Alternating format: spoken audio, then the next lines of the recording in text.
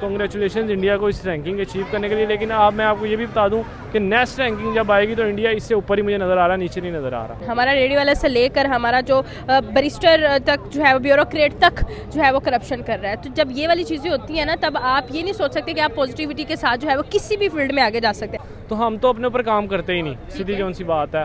और हमने उस रैंकिंग में पता नहीं अगले 100 साल तक नहीं आना। हर मकसद आईटी में वो आगे हैं, टेक्नोलॉजी में आगे हैं, किसी भी मकसद में देखें वो आ गई हैं। पाकिस्तान डाउन में हो रहा है क्योंकि हमारे पाकिस्तान के अंदर कोई स्टेबल हुकूमत नहीं आ रही। सबसे पहले तो मैं थोड़ा सा हैरान हूँ कि इंडिया 30th नंबर पे क्यों है, क्योंकि मैं तो इंडिया को टॉप 10 में देख रहा हूँ। जिस तरह उन्होंने काम किया पिछले 10 सालों में अपनी, चाहे वो इकोनॉमी ले लें या अपने दूसरे सेक्टर्स ले लें, कि इस वक्त जो है वो बड़ी बड़ी कंट्रीज इंडिया के साथ अपना रिलेशन स्ट्रॉन्ग करना चाहती है। देयर इज अ रीजन कि वो 30th नंबर है, और मुझे लगता है कि आने वाली फ्यूचर में वो 30th नंबर पर नहीं, टॉप ऑफ द लिस्ट हो। आप स्पेस मिशंस देख लें, जैसे चंद्रयान 3 सक्सेसफुल हुआ, उसके बाद उन्होंने first time ever L1 launch किया जो सन को स्टडी करेगा, जो दुनिया में आज तक किसी ने नहीं किया। हम एक्सपेक्ट भी कैसे कर सकते हैं कि वो किसी लिस्ट में आए। जिस तरह की रिसेंटली उन्होंने परफॉर्मेंस दिया, उसको तो एक साइड पे आप रख ही दे। आप देखिए G20 की मीटिंग कहाँ पे हो रही है, इंडिया में हुई। उसके बाद आप सोलर मिशन पे कौन गया, इंडिया। चंद्रयान 3 पे कौन पहुंचा है, इंडिया। शुक्र करें पाकिस्तान का नाम आ गया है ना, अगर नाम आ जाता तो हमें फिर और भी दुख होता। शुक्र नाम ही नहीं आया उनका। G20 में आपको पता कामयाब हो चुके हैं, उसमें इतने बड़े प्रोजेक्ट लिए हैं, UAE ने बड़े बड़े प्रोजेक्ट पे काम करने हैं। इंटरनेशनल पूरा इंटरनेशनल वर्ल्ड वहाँ पे आया हुआ था इंडिया के अंदर। वालेकुम सलाम, कैसी हैं? मैं A1, आप बताएं। अल्हम्दुलिल्लाह। वर्ल्ड रैंकिंग की बात की जा रही है, यूएस की तरफ से रिलीज़ की जाने वाली वर्ल्ड रैंकिंग में इंडिया 30th नंबर पर और पाकिस्तान उस लिस्ट में नहीं है, क्यों? देखिए एज अ पाकिस्तानी मैं इस चीज़ को इस तरह देख रहा हूँ। देखिए अभी जो हालात पाकिस्तान के चल रहे हैं, आपके पाकिस्तान में कोई हुक्मरान भी नहीं, स्टेबल हुक्मरान नहीं है। और मुझे ये बताया अभी जो हालात पाकिस्तान के इतने डिस्टर्ब है, ना कोई हुक्मरान है। जब फाइनल कोई हुक्मरान आएगा तो फिर ही हमें किसी रैंकिंग मिलेगी ना।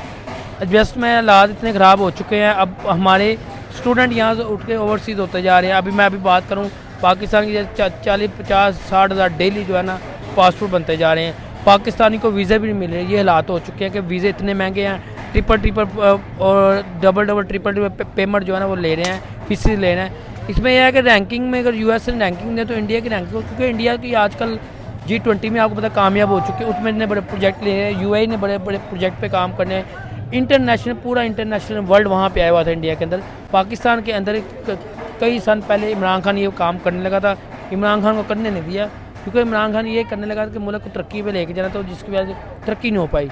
तो लिहाजा मैं ये कहूँगा पाकिस्तान की रैंकिंग किसी में भी नहीं आनी। शुक्र करें पाकिस्तान का नाम आ गया है ना, अगर नाम आ जाता तो हमें फिर और भी दुख होता। शुक्र नाम ही नहीं आया उनका। हम एक्सपेक्ट भी कैसे कर सकते हैं कि वो किसी लिस्ट में आए। जिस तरह की रिसेंटली उन्होंने परफॉर्मेंस दिया, उसको तो एक साइड पे आप रख ही दे। आप देखिए G20 की मीटिंग कहाँ पे हो रही है, इंडिया में हुई। उसके बाद आप सोलर मिशन पे कौन गया, इंडिया। चंद्रयान 3 पे कौन पहुंचा है, इंडिया।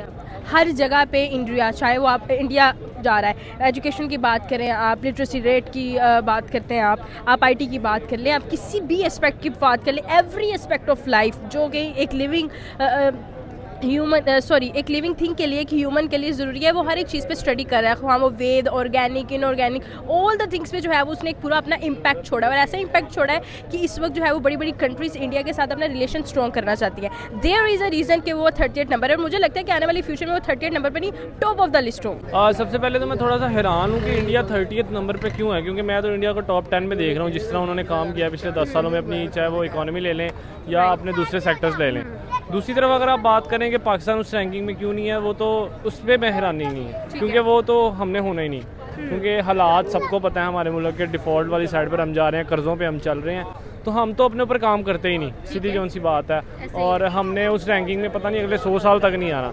ठीक है, रही इंडिया की बात, अब इंडिया के सेक्टर्स देख लें आप, चाहे वो उनका IT सेक्टर देख लें। जितना उनका IT सेक्टर का बजट है ना, उतने में हमारा 2 दफ़ा कर्जा उतर सकता है। मेरी बात सुने, लास्ट टाइम जो G20 की मीटिंग हुई, उस पर मोदी ने सबको क्यों बुलाया, वर्ल्ड में क्यों बुलाया इसी चीज़ का। देखिए वो जो बंदा है ना, उसने हर अपनी कंट्री के साथ अपने रिलेशन अच्छे रखे हैं। और लास्ट टाइम हम बात करें तुर्की के अंदर जब जंजल आया था, सबसे पहले उसने अपने बंदे फौज भिजवाई थी।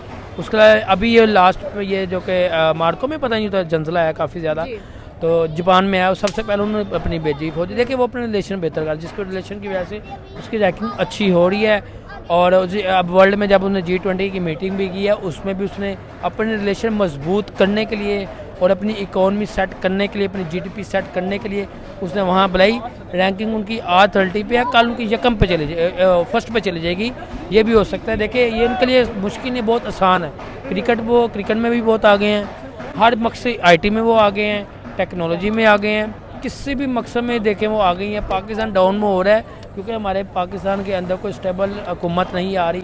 अगर कोई स्टेबल हुकूमत आएगी तो फिर काम होगा, अदरवाइज ऐसे ही मुल्क चलेगा। We are having a number of drawbacks जिसको मैं कहती हूँ कि काउंट करने बैठें तो शायद दिन ख़त्म हो जाए। लाइक ये कि सबसे बड़ा जो हमारा ड्रॉबैक है दैट इज़ करप्शन। हमारा रेडियो वाला से लेकर हमारा जो बैरिस्टर तक जो है वो ब्यूरोक्रेट तक जो है वो करप्शन कर रहा है। तो जब ये वाली चीज़ें होती हैं ना, तब आप ये नहीं सोच सकते कि आप पॉजिटिविटी के साथ जो है वो किसी भी फील्ड में आगे जा सकते हैं। जब आपको सेल्फ कॉन्फिडेंस ही नहीं रहेगा, आप अपनी फील्ड में एक्सपर्ट कैसे बनेंगे? अपनी फील्ड में एक्सपर्ट नहीं बनेंगे तो आने वाले यंगस्टर्स को कैसे एक्सपर्ट बनाएंगे? जब वो एक्सपर्ट नहीं बनेंगे, यूथ एक्सपर्ट नहीं बनेगी, यूथ सीखेगी नहीं उसके बारे में। हमारे यहाँ मुआशरे में अगर मैं एक बड़ा जो है वो मेरी गुफ्तगू का हिस्सा होता है जब भी मैं कोई इस तरह की प्रोडक्टिव गुफ्तगू कर रही होती हूँ कि हमारे मुआशरे में वो आइडियल लोग ही नहीं जिनको हम लोग आइडियलाइज कर सकें। हमारे यहाँ एक बच्चा पढ़ता है, थोड़ा बड़ा होता है तो उसको टीचर को देख रहा है या डॉक्टर को देख रहा है। हमारे यहाँ कोई ये नहीं है कि यार कोई साइंटिस्ट बन रहा है, कोई कॉमन ऐसी चीज़ें नहीं है कि जिसको हमारा बच्चा आइडियलाइज करे। आज आके वो सिर्फ इंजीनियर, डॉक्टर या टीचर पे अटक जाता है, तो फिर उसने आगे जाके करना ही क्या? और जब वो बड़ा होता है उसको पता चलता है यार ये वाली फील्ड भी थी, मैं IT को चूज़ कर सकता था,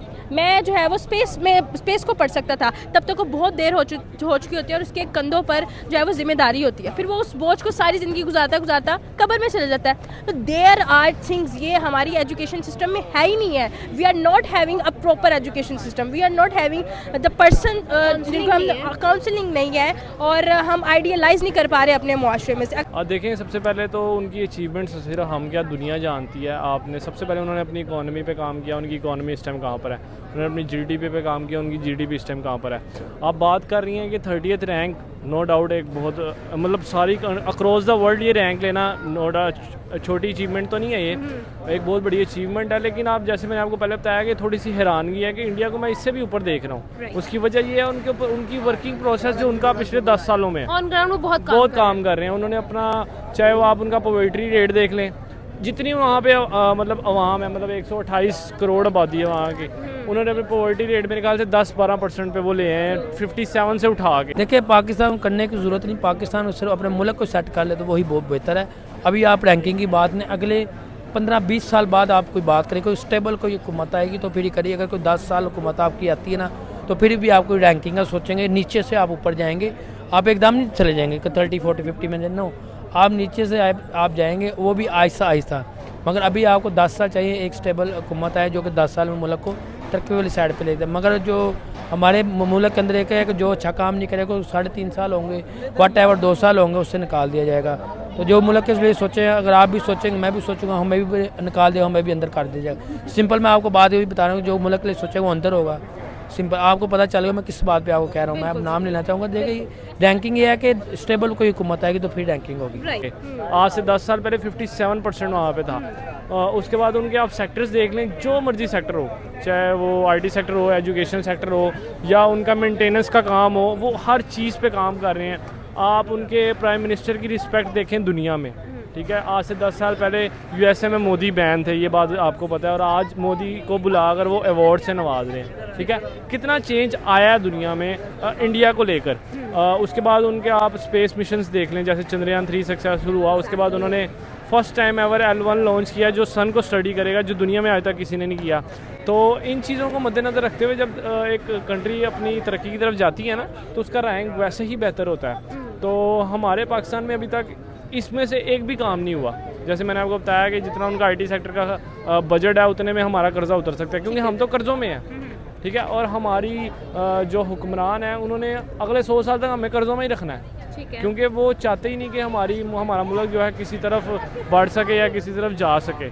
तो लिहाजा कांग्रेचुलेशन इंडिया को इस रैंकिंग अचीव करने के लिए। लेकिन अब मैं आपको ये भी बता दूं कि नेक्स्ट रैंकिंग जब आएगी तो इंडिया इससे ऊपर ही मुझे नज़र आ रहा है, नीचे नहीं नज़र आ रहा। अगर हम अपनी मुसलमानों की हिस्ट्री उठाकर देखें तो there are a lot of human being, there are lot of scientist जिन्होंने इतने इतने बड़े कारनामे किए, और वहाँ से उनके हम देखते हैं कि हम टीचर्स का तो पढ़े होते हैं लेकिन हम उनके उस्ताद का भी पढ़े होते हैं कि इस साइंटिस्ट के स्टूडेंट्स ने ये कारनामा सर अंजाम दिया, ठीक है। तो अब हम we are lacking in lot of things, like हमें सबको इम्प्रूव करना पड़ेगा, करप्शन को खत्म करना पड़ेगा, अपने एजुकेशन सेक्टर को स्ट्रॉन्ग करना पड़ेगा, एज वेल एज हमें IT सेक्टर को स्ट्रॉन्ग करना पड़ेगा। उसको स्ट्रॉन्ग करने के लिए हमें सबसे पहले पॉजिटिविटी लानी पड़ेगी जो कि हमें नहीं है ड्यू टू करप्शन। बिल्कुल ठीक है, थैंक यू सो मच।